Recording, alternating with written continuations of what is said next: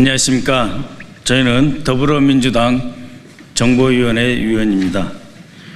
오늘 오전에 있었던 이종석 국정원장 후보자 인사청문회 보고서 채택 일방 취소에 대해서 입장을 밝히고자 합니다. 그러면 준비한 입장문을 읽도록 하겠습니다. 이종석 국정원장 후보자 인사청문회 보고서 채택 일방 취소에 관한 입장문. 6월 19일에 있었던 이종석 국정원장 후보자 인사청문회 직후 정보위원회 간사가 기자 여러분들께 설명드린 바와 같이 여야 양당은 이종석 후보자에 대한 인사청문회 경과보고서를 금일 오전 10시에 채택하기로 합의한 바 있습니다. 어제 인사청문회를 마치고 신성범 정보위 상임위원장은 오늘 10시에 전체회의를 열어서 인사청문회 보고서를 채택하겠다라고 일정을 고지한 바 확실하게 있습니다. 하지만 오늘 아침 국민의힘 정보위원장과 간사는 원내 지도부의 지시다라고 하면서 첫 번째 인사검증부터 쉽게 합의를 해줄 수 없다라고 하는 지시를 받았다면서 이종석 국정원장 청문 보고서 채택은 원내대표 협상과 이재명 대통령님과의 오찬 회동 이후에 결정하겠다고 통보해 왔습니다. 그리고 오늘 오전 10시에 예정되어 있던 정보위원회 전체 회의를 단 30분 전인 9시 반에 통보하고 9시 45분에 공식적으로 행정실을 통해서 공지하였습니다. 있을 수 없는 일입니다. 어제 충분히 시종일관 진지한 분위기 속에서 오전 공개청문회, 오후 비공개청문회를 진행하였습니다. 이 과정에서 이종석 원장 후보자에 대해 그 자질이 충분히 인정을 받았습니다. 그럼에도 불구하고 청문 보고서 채택 회의 자체를 무산시키는 행위는 검증이 아니라 앞으로 인사청문회를 국정운영의 발목 잡기를 위한 수단으로 삼겠다라고 하는 노골적인 의사표시로 보고 있습니다.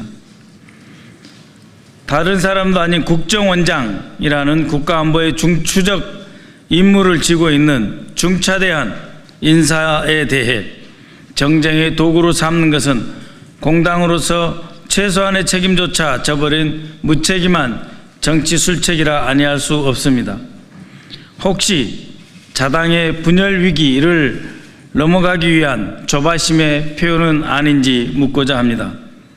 국민의힘의 이러한 행태에 깊은 유감을 표하며 이와 같은 퇴행적 정치 술수야말로 국민의 지지를 잃고 지난 대선에서 참패한 결정적인 이유임을 똑똑히 자각해야 할 것입니다.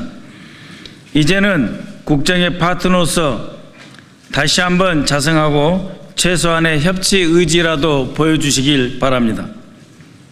국정원장 후보자 인사청문회 경과보고서 채택을 더 이상 정략적인 이유로 질질 끌지 마시고 즉각적으로 오늘이라도 정상 절차로 복귀할 것을 강력히 촉구합니다. 2024년 6월 20일 더불어민주당 정보위원회 일동. 민주당 정보위원 박지원입니다. IMF 외환위기 때 김대중 대통령은 아시아에서 우리 한국에서 최초의 평화적 정권교체를 이루겠습니다. 그때 현재 국민의힘 전신인 야당은 김종필 총리 인준을 거부함으로써 6개월간 참으로 많은 국정난맥을 가져오게 했습니다. 지금 현재 이재명 정부는 IMF 외환위기보다도 더 심각한 국제적, 경제적 이유로 시급한 문제가 많습니다. 특히 트럼프 대통령과 네타냐후 이스라엘 총리에 의거해서 이스라엘, 이란 간의 상호 공격은 한반도 긴장 완화로 이어질 확률이 굉장히 높습니다. 이때 이재명 대통령께서는 확성기 중지, 따라서 북한에서도 함께 중지시켜주는 화답을 해왔습니다.